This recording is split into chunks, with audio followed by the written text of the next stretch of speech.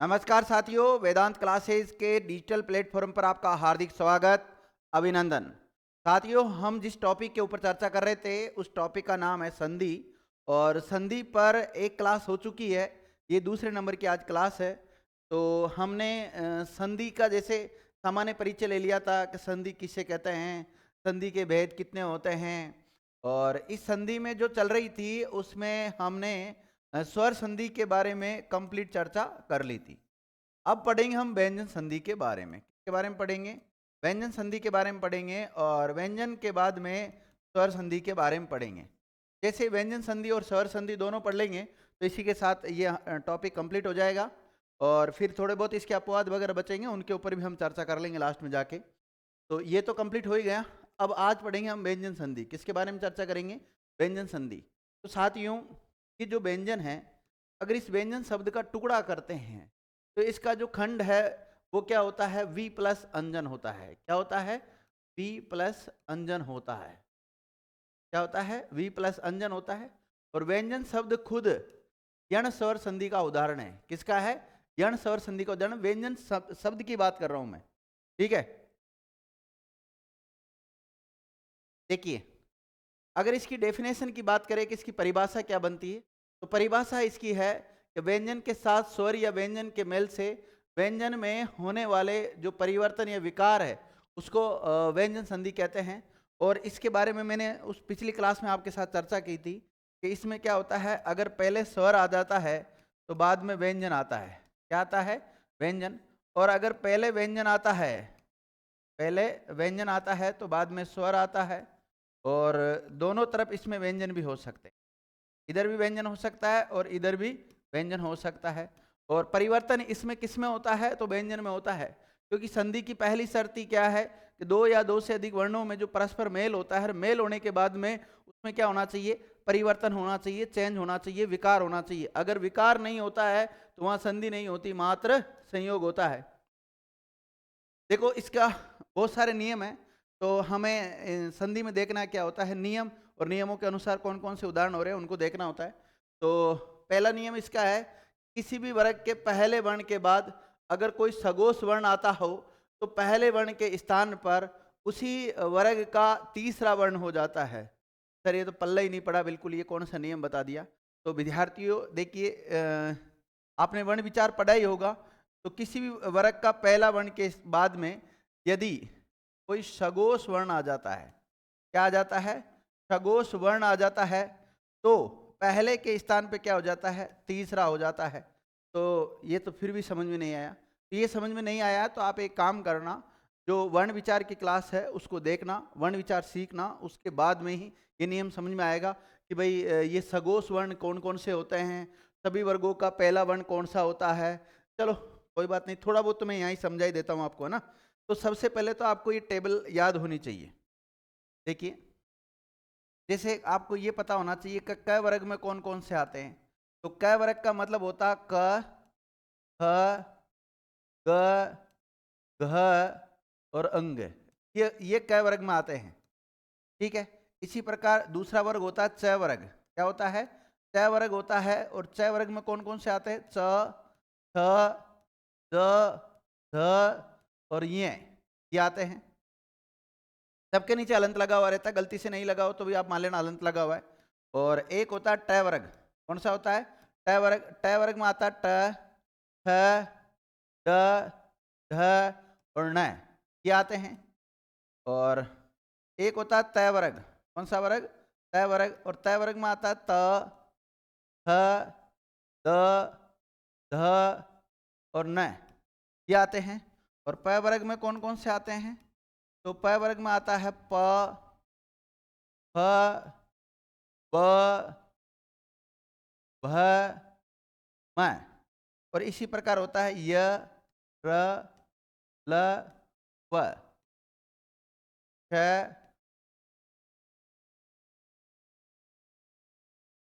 श, स, स और है। ये विद्यार्थियों ये होता है जिसको हम कक्का बोलते हैं, ये है कक्का। और अगर इसमें बात करें यहाँ से लेकर यहाँ तक, तो 5 वर्ण आ रहे हैं। कितने वर्ण आ रहे हैं? 5। और 5 में 5 छुपे हुए, 5 वर्ग आ रहे हैं, 5 वर्ग में ही 5 वर्ण छुपे हुए हैं। क्योंकि देखिए अगर हम इसको देखें तो ये पहला वर्ग, ये दूसरा, ये तीसरा, ये चौथा और ये पांचवा। सभी वर्गों का जो पहला वर्ण है ये होता है, सभी वर्गों का दूसरा वर्ण यहाँ से यहाँ तक है, सभी वर्गों का तीसरा वर्ण, सभी वर्गों का चौथा वर्ण, सभी वर्गों का पंचम वर्ण हो गया। ठीक है, इस प्रकार से होता है। ठीक है, तो सभी वर्गों का आपसे पूछा जाए पहला वर्ण कौन सा होता है तो क च ट त प ये होता है सभी वर्गों का। दूसरा वर्ण ख छ ट त फ तक होता है। और तीसरा ग ज ड द ब होता है। और चौथा घ झ ड़ ध भ होता है। और पंचम वर्ण कौन सा होता है अंग य ण न म ये होता है। ठीक है, और ये क्या है फिर सर ये बताओ आप। तो ये है विद्यार्थियों अंतस्थ। ये कौन से व्यंजन है, अंतस्थ व्यंजन है। और ये क्या है, ये उष्ण व्यंजन है। ये क्या है, उष्ण व्यंजन है। तो आपसे पूछा जाए उष्ण व्यंजनों की संख्या कितनी होती है 4, और अंतस्थ की संख्या भी कितनी होती है 4। और इनको ये जो 25 है ना, टोटल कितने हो गए ये 25, इन 25 को कहते हैं स्पर्श व्यंजन। क्या बोलते हैं इनको, स्पर्श व्यंजन कहते हैं। और वैसे इन स्पर्श व्यंजन में ही ये नासिक के भी इसमें छुपा रहता है, ये भी इसमें आ जाता है। तो इस टेबल का थोड़ा ध्यान रखना। फिर अगर जैसे हम बात करें नाद के आधार पर, नाद के आधार पर जब वर्णों का वर्गीकरण करते हैं तो 2 प्रकार के होते हैं। एक तो होते हैं अघोष, कैसे होते हैं अघोष होते हैं। और एक होते हैं सघोष, कैसे होते हैं सघोष। सघोष का दूसरा नाम मिलता है घोष। क्या नाम मिलता है, घोष नाम मिलता है विद्यार्थियों। अब देखो इस अघोष में आते कौन कौन से हैं, तो इनको भी जान लेते हैं कि अघोष में कौन कौन से आएंगे। तो अघोष में साथियों देखो एक तो आता है कि किसी भी वर्ग का जो अघोष है उसमें देखो कौन कौन, किसी भी वर्ग का पहला और दूसरा वर्ण ये किस में आता है अघोष में। और किसी भी वर्ग का तीसरा, चौथा और पांचवा ये वर्ण आते हैं सघोष में। यानी कि यहां तक ये किस में आ जाएंगे, ये आ जाएंगे विद्यार्थियों अघोष में। लेकिन इसके बाद वाले तीसरा, चौथा, पांचवा वाले ये पूरे ये आ जाते हैं सघोष में। ठीक है, इसके अलावा इसमें तीनों स आ जाते हैं, शंकर वाला स, षटकोण वाला स और सड़क वाला स। शंकर वाले स को तालव्य स बोलते हैं क्योंकि इसका उच्चारण तालु से होता है। षटकोण वाला स को मूर्धन्य स बोलते हैं क्योंकि इसका उच्चारण स्थान मूर्धा होता है। और ये एक होता है सड़क वाला स जिसको दंते स कहते हैं। और फिर इसमें जो है बचा वो है इधर चल जाता है इसमें आ जाता है। और अगर बात करें जितने भी स्वर होते हैं वो किस में आते हैं सघोष में आते हैं। जितने भी अंतस्थ वर्ण है वो किस में आते हैं, वो भी सघोष में आते हैं। और अंतस्थ तो इसमें आ ही जाते हैं, साथ ही में उसमें इधर आगे और स्वर इधर आगे है इसमें आ गया, तीसरा, चौथा, पांचवा इसमें आ जाता है। ठीक है, तो ये थोड़ा सा ध्यान आप इनका रखना। अगर आगे देखते हैं अब इनका जो व्यंजन संधि हम पढ़ रहे हैं, हमारा पहला नियम क्या था, पहला नियम यही था कि किसी भी वर्ग का पहले वर्ण के बाद में यदि कोई सघोष वर्ण आता है पहले के स्थान पे क्या हो जाता है तीसरा। तो पहला क्या होता है किसी वर्ग का क ख सॉरी किसी वर्ग का पहला होता है क च ट त और प, ये होते हैं। ठीक है, इनका क का तो क्या बन जाता है ग, और च का तीसरा क्या बनेगा ज, और ट का तीसरा क्या बनेगा ड, और त का तीसरा क्या बनेगा द, और प का तीसरा क्या बनेगा ब। तो इस प्रकार ये चेंज हो जाते हैं। तो पहले का क्या बन जाता है तीसरा। जैसे कुछ उदाहरण है, मैं आपके सामने एक उदाहरण यहीं लिख देता हूं। जैसे जगत प्लस ईश, क्या है जगत प्लस ईश शब्द है। तो देखो इस तय का क्या बनेगा बताओ, तय का क्या बनेगा द बन जाएगा क्योंकि ईश स्वर आ रहा है यानी कि सघोष वर्ण है, नियम काम कर रहा है तो यहाँ पर द हो जाएगा, शब्द बन जाएगा जगदीश। क्या बन जाएगा जगदीश शब्द बन जाएगा विद्यार्थी। तो आपसे पूछा जाए जगदीश शब्द का संधि विच्छेद क्या होता है, जगत प्लस ईश। जगत का मतलब होता है संसार, ईश का मतलब होता है स्वामी।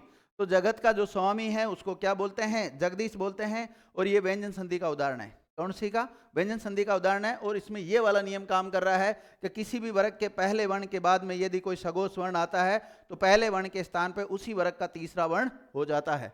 आगे देखो बहुत सारे उदाहरण दिए हुए विद्यार्थियों, इन सभी उदाहरणों को हम देखेंगे। जैसे सत प्लस भाव का शब्द क्या बनेगा सद्भाव शब्द बन जाएगा। और सत प्लस आत्मा का सदात्मा, कुछ नहीं करना तय का द कर दो, पहले का तीसरा कर दो और कुछ भी नहीं करना इसमें ज्यादा चेंज। सत प्लस आचार का सदाचार शब्द बन जाता है। सत प्लस उपयोग तो इसका सदुपयोग शब्द बनेगा। सत प्लस गति का सदगति शब्द बन जाता है, सत प्लस गुण का सदगुण शब्द बन जाएगा, सत प्लस हेतु का सद हेतु शब्द बन जाएगा। सद हेतु किसे कहते हैं? निर्दोष या वेद कारण को कहते हैं। और सत प्लस वस्तु सद वस्तु शब्द बन जाएगा, सत प्लस वेग सदवेग शब्द बन जाएगा, सत प्लस विद्या सद विद्या शब्द बन जाएगा। और सट प्लस दर्शन का सट दर्शन हो जाएगा, क्योंकि ट आ रहा है और बाद में द आ रहा है, तो ये ट किस में लेगा? ट ठ ड, तीसरा क्या होता है? ड होता है, तो सट दर्शन शब्द हो जाएगा। दिक प्लस गज दिग्गज शब्द हो जाएगा। सट प्लस राग सडराग, ऐसे भी लिख सकते हो आप, ऐसे भी लिख सकते हो। सट प्लस यंत्र ट का ड हो जाएगा, षड्यंत्र हो जाएगा। और देखिए जब भी हम षड्यंत्र शब्द लिखें तो शुद्ध अशुद्ध जो हमारे शब्द है वो कहाँ से शुद्ध अशुद्ध सुधरेंगे? तो संधि, समास, उपसर्ग, प्रत्यय, इन सभी शब्दों को अगर हम सही लिखेंगे, संज्ञा, सर्वनाम, विशेषण, क्रिया, इन शब्दों को अगर सही लिखते हैं तो हमारी शब्द शुद्धि सबसे ठीक हो जाएगी। तो कोई कहता है ना विद्यार्थी को, सर मेरे और तो बाकी सब ठीक है लेकिन शब्द शुद्धि में गड़बड़ है। तो शब्द शुद्धि में गड़बड़ नहीं है, आपका पूरा सिस्टम में गड़बड़ है। सिस्टम का गड़बड़ का मतलब यह है कि आपने जो टॉपिक है पढ़े हैं उन टॉपिक को सही ढंग से नहीं पढ़ा है।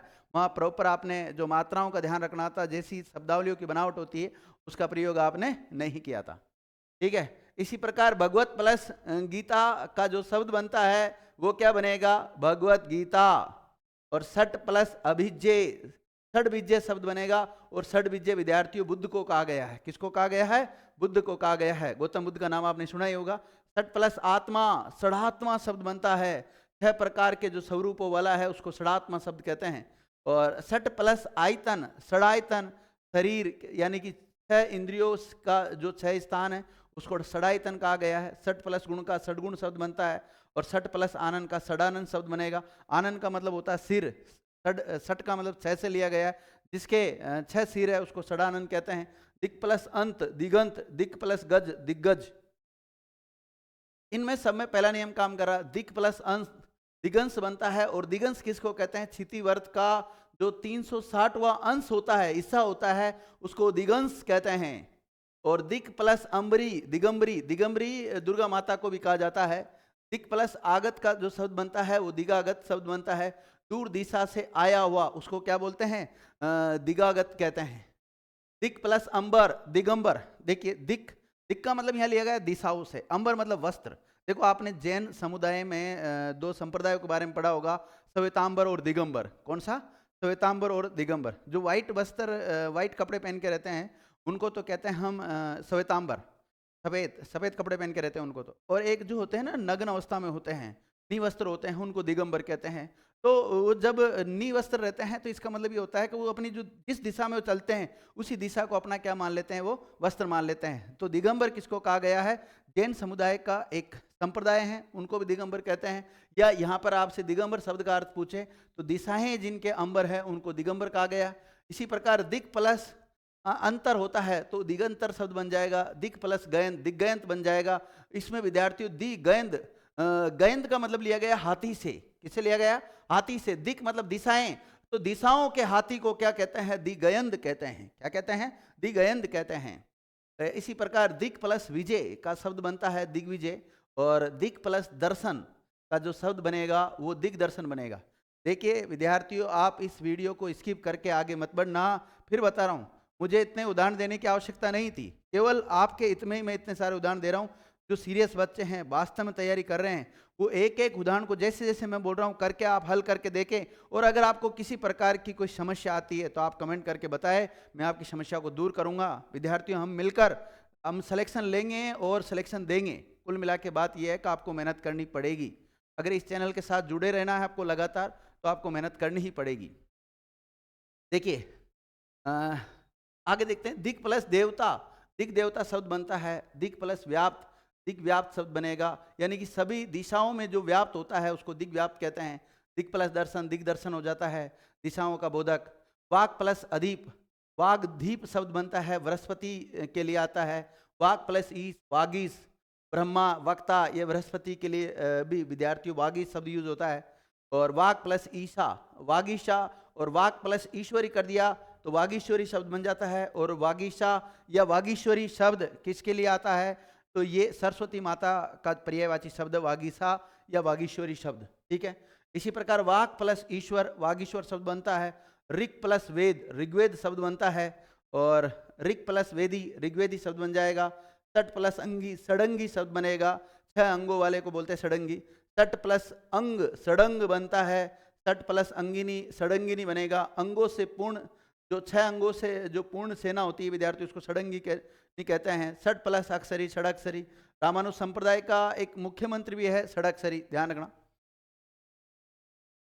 षट प्लस अग्नि का षडग्नि शब्द बनेगा। कर्मकांड संबंधित 6 प्रकार की जो अग्नि है तो षडग्नि कहते हैं।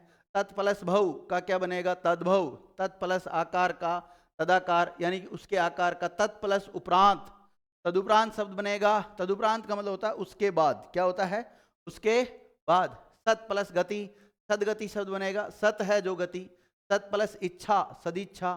सत प्लस आकार सदाकार शब्द बन जाता है। सत प्लस आशय सदा से। चित प्लस आत्मा चिदात्मा शब्द बनेगा। चित प्लस आकार चिदाकार शब्द हो जाएगा। चित प्लस आकाश चिदाकाश, ये वापिस रिपीट हो गया। चित प्लस आभास चिदाभास। चिदाभास कहते हैं सांसारिक वासनाओं से लिप्त जो जीव होते हैं उसको चिदाभास कहते हैं। चित प्लस रूप चिद्रूप बन जाता है। और जगत प्लस अम्बा का जगदम्बा, और जगत प्लस अंबिका का जगदम्बिका बन जाएगा, ये भी दुर्गा के लिए आता है। जगत प्लस आचार्य जगदाचार्य शब्द बनेगा। जगत प्लस रक्षक जगद्रक्ष तक शब्द बन जाएगा। और जगत प्लस विज्ञात का जगत विख्यात शब्द बन जाएगा। भगवत प्लस भक्ति का भगवत भक्ति। विद्युत प्लस वेग का विद्युत वेग शब्द बन जाएगा। ठीक है। अप प्लस जय, इंपोर्टेंट है, सवाल पूछा जा चुका। अब्ज बनेगा, क्या बनेगा? अब्ज बनेगा। अप प्लस धी अबधी। देखो यहाँ अप का मतलब किससे लिया गया? पानी से लिया गया। धी का मतलब धारण करना, जो पानी को धारण करता है उसको अवधि कहते हैं, यानी कि समुद्र का पर्यायवाची, सागर का पर्यायवाची। भगवत प्लस इच्छा भगवत इच्छा। पोत प्लस दार शब्द का क्या बनेगा? पोतदार। पश्चात प्लस गति पश्चात गति। विद्युत प्लस ध्वज विद्युत ध्वज। Up plus the अब्द। अप का मतलब पानी, द का मतलब देना, जो पानी देने का काम करता है वो बादल, बादल का पर्यायवाची पूछा गया शब्द है। पश्चात प्लस गति पश्चात गति। वाग प्लस ऋषभ वाग ऋषभ, ठीक है। और जो वाग ऋषभ किसको कहते हैं विद्यार्थियों? वाग ऋषभ कहते हैं जो उत्कृष्ट वक्ता होता है उसको वाग ऋषभ कहते हैं। ठीक है। वाक प्लस जाल का वागजाल शब्द बनेगा। वाक प्लस दंड का वागदंड बनेगा। और वाक प्लस दान का वागदान। और वाक प्लस दत्ता का वागदत्ता, क्या बनेगा? वागदत्ता बनेगा। वाक प्लस देवी का वागदेवी शब्द बन जाएगा। वाक प्लस विलास का वागविलास शब्द बनेगा। और वाक विरोध वाग विरोध शब्द बन जाएगा। वाक प्लस विश्वास का वाग विश्वास शब्द बनेगा। वाक प्लस वीर, देखो कै का क्या हो जाएगा? ग हो जाएगा। वागवीर शब्द बन जाएगा। वह व्यक्ति जो बोलने में विशेष दक्षता रखे, या जो वाक में जो वीर होता है उसको क्या कहते हैं? वागवीर कहते हैं। क्या कहते हैं? वागवीर कहते हैं। वाक प्लस वज्र वाग वज्र कहते हैं। देखो कठोर वाणी या वाक रूपी जो वज्र है उसको कहते हैं वाग वज्र। और दृक प्लस अंचल दृगंचल बन जाएगा। पलक चितवन। दृक प्लस इच्छा दृगिच्छा, देखने की इच्छा। दृक प्लस अध्यक्ष दृगदक्षक। और दृक प्लस गति दृग गति। सट प्लस राग सडराग। सट प्लस ऋतु सड ऋतु शब्द बन जाता है। और सट प्लस दर्शन का क्या बनेगा? षड दर्शन शब्द बन जाता है। क्या बन जाता है? षड दर्शन। विद्यार्थियों अपने पास क्या उदाहरणों की कोई कमी नहीं है, बहुत सारे उदाहरण हैं। जितने सारे उदाहरण ले सको उतने उदाहरणों की प्रैक्टिस करो, आपकी जितनी इच्छा है। सट प्लस यंत्र षड्यंत्र शब्द बन जाता है। सट प्लस रस सडरस। सट प्लस रिपु सड रिपु। 6 रिपु होते हैं विद्यार्थियों, जैसे काम क्रोध लोभ मद मोह मत्सर। ठीक है। सट प्लस वदन सड वदन होता है। सट प्लस वर्ग सड वर्ग शब्द बन जाता है। कुछ नहीं करना, ट आ रहा है तो डे कर दो। सट प्लस विकार सड विकार हो जाएगा। ट आ रहा है तो डे कर दो। सट प्लस भुजा का सड़ भुजा हो जाएगा। और सट प्लस अक्षर सड़क्षर हो जाएगा। जगत प्लस ईश, ये अभी समझाया था मैंने जगदीश शब्द। जगत प्लस ईश्वर जगदीश्वर शब्द बन जाएगा। और जगत प्लस ईश्वरी जगदीश्वरी शब्द हो जाएगा। तो ये पहला नियम था अपना। पहला नियम क्या था? तो किसी भी वर्ग के पहले वर्ण के बाद में यदि कोई सगोश वर्ण आता है तो पहले के स्थान पर उसी वर्ग का तीसरा वर्ण हो जाता है। किसी भी वर्ग का पहला वर्ण कौन सा होता है? किसी वर्ग का पहला वर्ण होता है क च ट त प। तो सभी क के स्थान पे ग हो जाएगा, च के स्थान पे ज हो जाएगा, ट के स्थान पर डर, त के स्थान पर दर, प के स्थान पर ब हो जाएगा। ठीक है। अब देखो दूसरा नियम क्या है? इसका बिल्कुल उल्टा हो जाएगा। किसी भी वर्ग के तीसरे वर्ण के बाद में यदि कोई अघोष वर्ण आता है तो तीसरे वर्ण के स्थान पर उसी वर्ग का पहला वर्ण हो जाता है। यानी कि किसी भी वर्ग के तीसरे वर्ण के बाद में यदि कोई अघोष वर्ण आता है, सवर्ण अघोष वर्ण आता है तो तीसरे वर्ण के स्थान पर उसी वर्ग का पहला वर्ण हो जाता है। ये वाला नियम के अनुसार उदाहरण करेंगे। जैसे किसी भी वर्ग का तीसरा वर्ण कौन सा होता है? ग, ज, ड, द, ब किसी वर्ग का होता है। और अघोष कौन कौन से होते हैं? तो अघोष में आ जाता है किसी भी वर्ग का पहला, दूसरा और तीनों स तीनों स इसमें आ जाएंगे। तो उनके स्थान देखो, ग के स्थान पे क्या हो जाएगा? क हो जाएगा, ज के स्थान पे च हो जाएगा, और ड के स्थान पे ट हो जाएगा, और द के स्थान पे त हो जाएगा, और ब के स्थान पे प हो जाएगा। तो ये थोड़ा सा आपको ध्यान रखना है। आगे देखते हैं। देखो, जैसे विद्यार्थियों एक शब्द है, चलो इसको मैं अलग से करा देता हूँ। जैसे आपके सामने शब्द है उद। उद भी होता है, उद प्लस कर शब्द विद्यार्थी है, उद प्लस कर शब्द है। तो अब ये जो द शब्द है ना, सॉरी द वर्ण है, वो द का क्या हो जाएगा? यहाँ पर त हो जाएगा, क्योंकि द तो क्या तीसरा है। तो तीसरे के स्थान पे क्या करना? अपने को पहला करना है। तो पहला कर दिया तो शब्द हो जाएगा उ आधा तय कर्ष। शब्द क्या बन गया विद्यार्थियों? उत्कर्ष शब्द बन गया। क्या बन गया? उत्कर्ष शब्द बन गया। इस प्रकार के बहुत सारे उदाहरण आपको देखने को मिलेंगे। तो देखो, उद प्लस कर्ष का उत्कर्ष, उद प्लस साह का उत्साह शब्द बन जाता है, और उद प्लस कोच उत्कोच। उत्कोच का मतलब होता है रिश्वत। क्या होता है?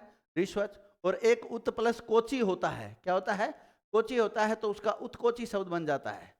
क्या बन जाता है? कोची शब्द बन जाता है। उत्कोची का मतलब होता है रिश्वत लेने वाला। उत्कोच का मतलब रिश्वत, और उत्कोची का मतलब रिश्वत लेने वाला। इसी प्रकार उद प्लस कृष्ट का क्या बन जाता है? उत्कृष्ट शब्द बनेगा।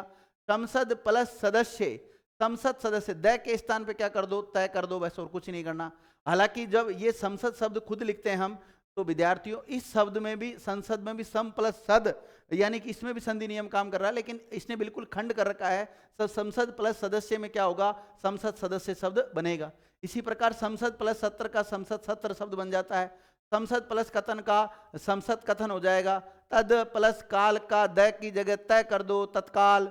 उद प्लस कट का उत्कट, उद प्लस क्षिप्त का उच्छिप्त शब्द बन जाएगा। और उचित शब्द का अर्थ पूछा जाए तो ऊपर फेंकना होता है। क्या होता है? ऊपर फेंकना इसका अर्थ होता है। अभी तो गड़बड़ हो जाता। उद प्लस कंठित, उत्कंठित शब्द बनेगा। उत्कंठित क्या होता है? प्रिय वस्तु को पाने हेतु लालायत या व्यथित होना क्या कहलाता है?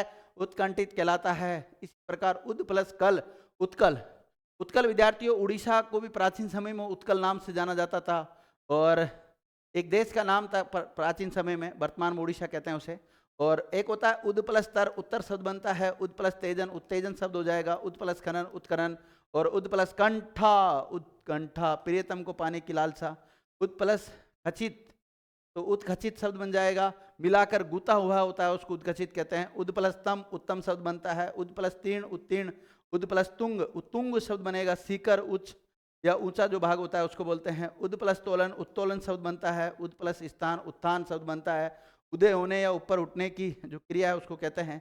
उद प्लस स्थापन, उत्थापन शब्द होता है। आगे देखो, उद प्लस पन्न, उत्पन्न शब्द बनेगा। क्या बनेगा? उत्पन्न शब्द बनेगा। और उद प्लस पात का उत्पाद शब्द होता है। और आपद प्लस ती का आपत्ति शब्द बन जाता है विद्यार्थी। क्या बन जाता है? आपत्ति शब्द बन जाता है। और संपद प्लस ती का संपत्ति, तद प्लस पुरुष का तत्पुरुष, तद प्लस पद का सतपद शब्द बन जाएगा। और सद प्लस काल का तत्काल शब्द बन जाएगा। और तद प्लस पर का तत्पर, और उद प्लस पादन का उत्पादन, और उद प्लस पीड़न का उत्पीड़न, उद प्लस पीड़क का उत्पीड़क बन जाएगा। उद प्लस फुल, उत्फुल शब्द हो जाएगा, यानी कि खिला हुआ। उद प्लस सर्जन का उत्सर्जन शब्द हो जाता है। और उत्सर्जन का मतलब होता है ढीला करना, मुक्त करना। और उद प्लस सुख का उत्सुक शब्द हो जाता है, यानी अत्यंत इच्छुक कहते हैं। शरद प्लस महोत्सव, शरद महोत्सव बन जाएगा। शरद प्लस सुषमा, शरद सुषमा शब्द हो जाता है। विपद प्लस काल का विपद काल शब्द बन जाता है। और आपद प्लस काल का आपतकाल, मृत प्लस प्रतिमा का मृत प्रतिमा बन जाएगा। और इसी प्रकार विपद प्लस ती का विपत्ति हो जाता है। तद प्लस सम का तत्सम शब्द बन जाता है। सद प्लस संग का सत्संग, सद प्लस कर्म का सत्कर्म। और उद प्लस साध का उत्साद या उद प्लस साधन का उत्साधन, और नाश करना। उद प्लस सारण का उत्सारण शब्द हो जाता है। उद प्लस सिक्त का उत्सिक्त शब्द हो जाएगा। और उद प्लस सेक का उत्सेक, यानी उत्सेक का मतलब होता है छिड़काव या फुहार छोड़ना। उद प्लस कोची आ गया, उत्कोची मैंने बता दिया, घुस लेने वाला। उद प्लस सर्ग, उत्सर्ग हो जाता है, तिलांजलि देना। उद प्लस सव, उत्सव। और उद प्लस ती, उत्पत्ति। और उद प्लस सा का क्या हो जाता है? उत्साह शब्द बन जाता है। तो ये नियम वाले हो गए थे। तो आज के लिए हम इतना ही पढ़ेंगे विद्यार्थियों, बाकी नेक्स्ट क्लास में हम चर्चा करेंगे। Okay, thank you.